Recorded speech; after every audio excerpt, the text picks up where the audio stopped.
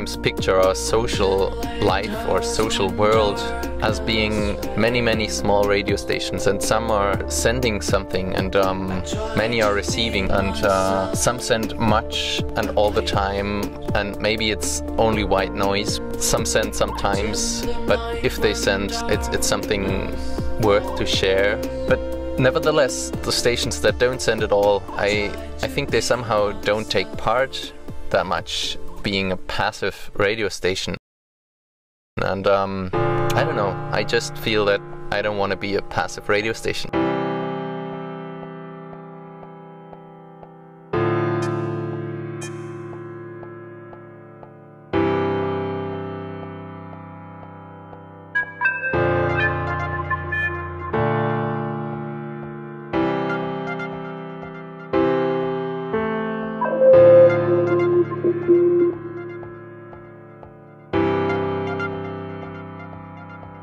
Would you care tonight for some hide and seek, for a better world to come, for some big ideas? Would you care tonight for some glory and pride, for a split second of fame? A vocoder is a great tool to unite electric and acoustic sounds, and you can't only use it for voice effects. The mighty waterfall Gullfoss, which is here in Iceland, they say it's the biggest one in Europe, so therefore its sound is quite mighty, I think, and I used its sound to modulate a synthesizer so that it sounds more powerful and also somehow more acoustic. Because the problem with electric sounds is that they sound nice to our ears because they are so unusual. We don't find these sounds in nature anywhere. But on the other hand, they tend to sound too simple, and the more complex you get them, they somehow get more interesting. The brilliant thoughts of yours.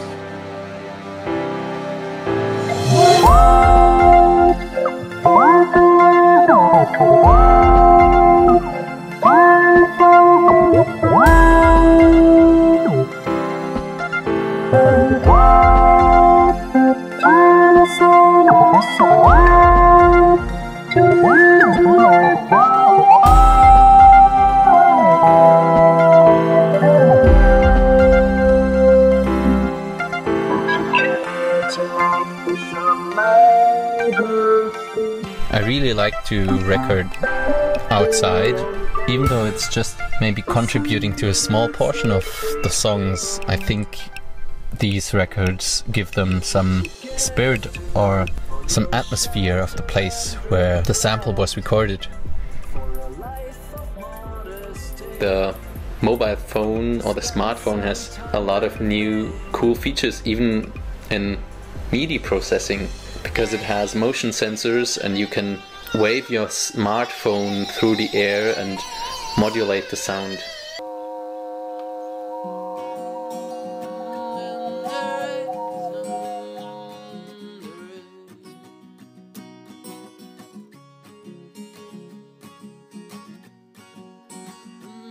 There's this moment when you, for example, you have a song, you have the chords, you have the melody, and you have played it, but without lyrics, because you don't have the lyrics yet. And then maybe at some random point in time, it suddenly hits you somehow. And I really like that moment. So on this day I was sitting on the border of a fjord, and in this picture you can really witness how the idea of a song started. The sound quality is quite bad, but you might hear that there are no words in the singing.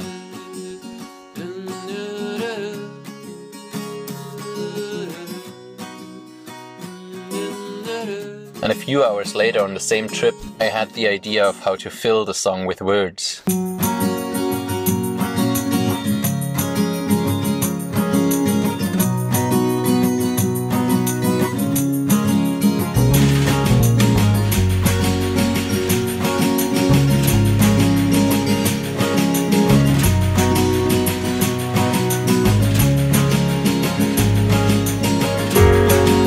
I heard you're back in town, my sweet, just for some days. Suppose you would be busy meeting friends, exchanging life. Suppose you won't be able to come around just for some hours. I could make us tea and hear of what you live to see. Then we would laugh, just like I only laugh with you. And we might dance the way I only dance with you.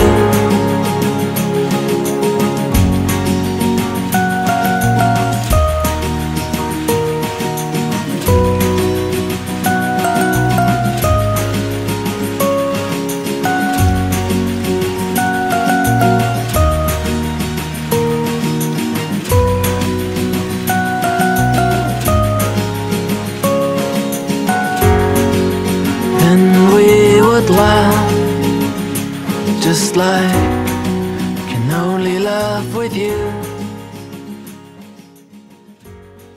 An MRI scanner is, for example, being used to make pictures of the head. And if you spin it in a certain way, it can actually be used to infer activity of the brain at a certain time point. So in other words, you can use it to form time signals of your brain activity.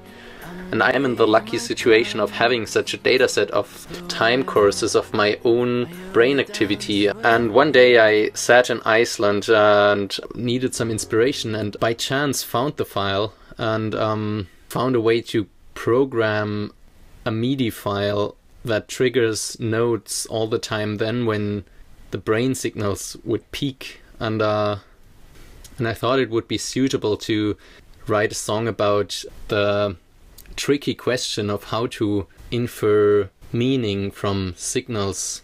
And I pictured myself sitting inside of a room of these steel cables that oscillate and seem to communicate, but I can't find out what they are talking about. And that was the idea of that song. And you can hear the notes that have been triggered by the brain signals in the first seconds of the song.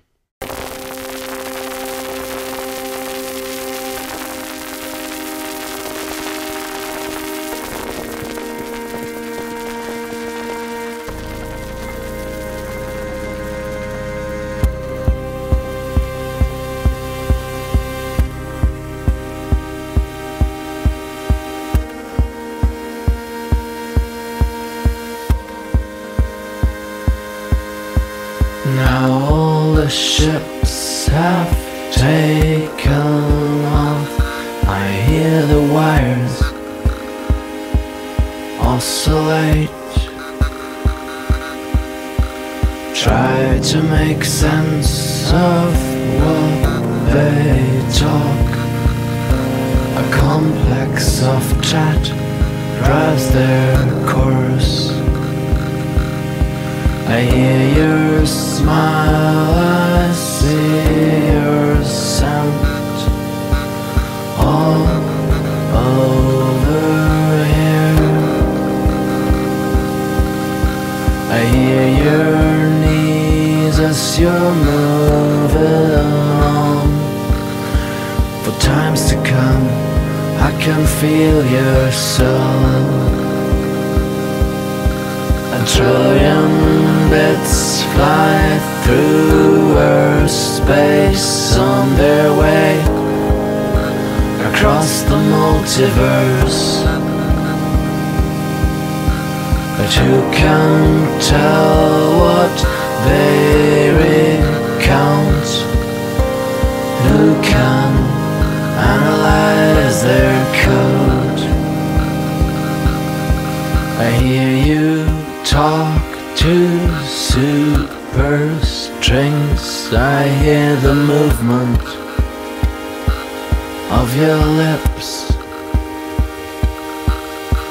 I take your hand, hold tight, don't ferment last. I let us go.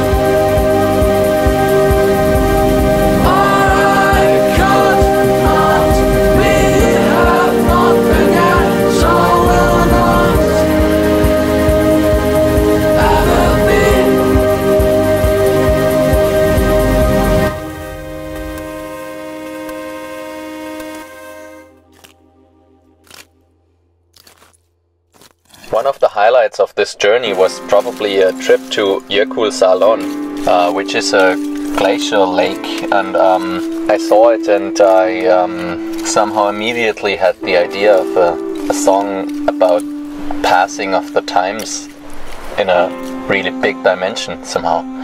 And a funny story of that day is that back in Berlin I booked the flights to Iceland around the date of my birthday, and my roommates gave me this self-heating black coffee. I don't think they even knew about this trip that time, but when I saw the black coffee thing, I thought that I would take it to Iceland and drink it at some special place, and I'm pretty sure they never imagined me drinking this crazy self-heating coffee cup in such a scenery. So here's to them. Thanks for the good coffee. It was really self-heating, it was really hot, it was nice. I sit down inside a big tavern of icebergs.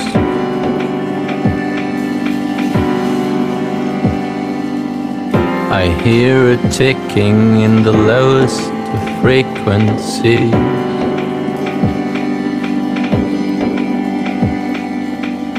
I place myself into a big saloon of icebergs.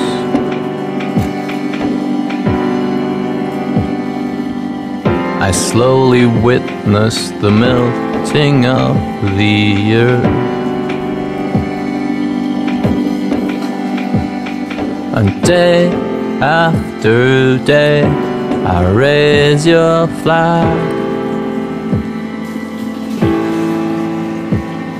And day after day I raise your flag.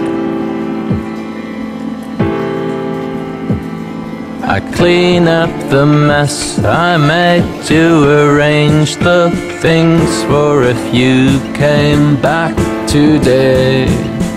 I put up my clothes out in the rain to dry out my life some more. And day after day I raise your flag. And day after day, I raise your flag.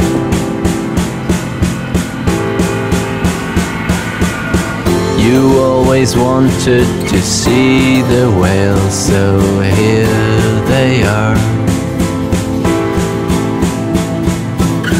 You always wanted to see the whales, but where are you now? My love, you always wanted to see the whales, so here they are. Sometimes I think of art as being many different forms of storytelling. And I'm sure, of course, that that's not the whole truth about art, but anyhow, it's a good way of thinking about it. And I think storytelling is a practice that has been around like forever. It's a very old human tradition, and I therefore think that it can tell you something about the human psyche as well.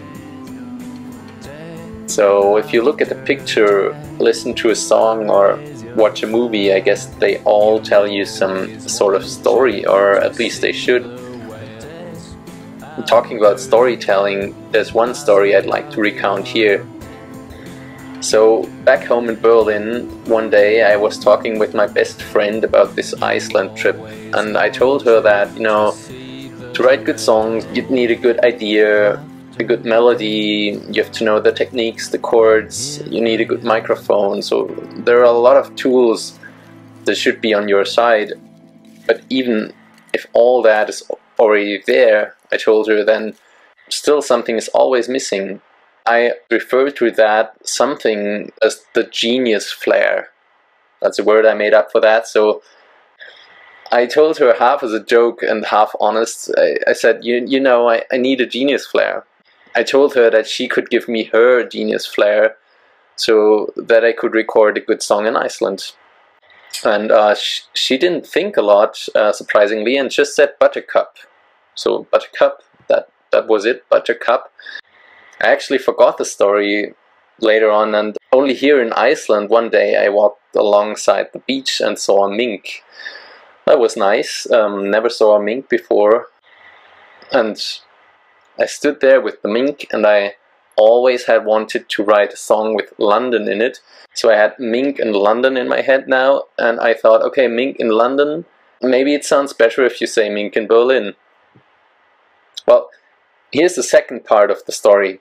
One of my flatmates always says I should write political songs, since political songs are the best ones in his opinion. And so I thought, okay, maybe I could write a political song, but then I'm not a very political person, so I could maybe write a political song that says basically, okay, everything is maybe quite alright. I mean, I know there are a lot of problems in this world, that's not funny, and there is a lot to improve and all that, but I could say, well, there are things out there that are already quite nice, without trying to be the song that explains the whole world, including all its problems. And that second I turn around on the beach and I see the buttercup. I know this turns out to be a very cheesy storytelling now, but this is really true. I only saw one buttercup in Iceland, and it was the only flower on this whole beach. So, well, I thought that this song might turn out to be a song with a genius flair in it. To top all that, I decided to include a horn into the song, since the flatmate that likes the political songs plays horn. So I wrote it politically, and it has a buttercup inside, hopefully serving as the genius flair, and I put the buttercups into China since I wanted to celebrate the diversity of this world. And yeah, Mink in Berlin, I hope you like it. Step by step, now here you can dance, my dear. This is the world as it has beaten the bubonic plague, the pox and inquisition at last. Baby spider webs you a coat, my dear, just as a deed, as the whales sing their nice melodies for you. And now there are figs Paris and London, darling. And now there are Mink in Berlin, my dear. And now there are buttercups in China. Oh, tell me, how did the world become so diverse?